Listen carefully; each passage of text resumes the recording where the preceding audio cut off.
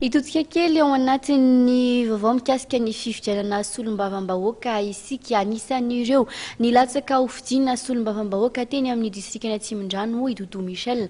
Raha ny vokatra dia ambany ny isa azony. Nisy ny fahadisoana nataon'ny ekipany io izy izay lantsiny amin'ireo mpiaradia aminy. Marina mihitsy ny teny hoe latsaka ambany dia ambany mihitsy mivaton'ny hafabe.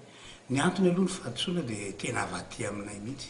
Satria raha Dodo Michel no afantaran'ny olona ny Dodo Michel dia ny anarako feno kosa ny voapetraka tao anatin'ny bulletin.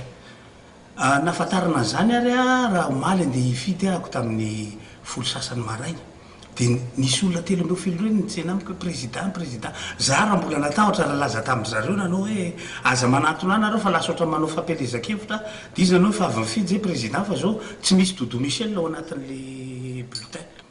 Tsisy Dodo Michel ao. Misy numéro 24 ozy izy fa anaran'olona hafa no ao. Nandeha nijery an'ilay izy le anaran'olona hafa. Ny anarako feno ny tao amin'le bulletin Andriamparana Solomaniraka Michel. Tsy fantatry le olona. Ny fantany dia Dodo Michel ihany.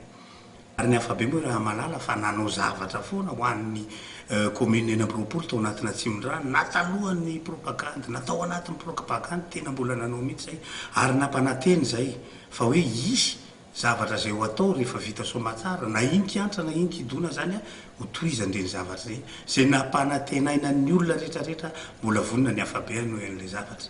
Manohy tena manohy tanteraka mihitsy ary raha nilaza ihany koa hoe hijanona raha vao ohatra ka hoe tsy lany amin'ity na lany na tsy lany dia hijanona amin'ny mandaha manaraka eo dia ohatran'ny tafaresaka tamin'ny mponina Atsimondrano zay dia ohatran'ny mampanantena anareo fa tena ohatran'ny anohy ihany tena anohy amin'izay fanontanianao zay.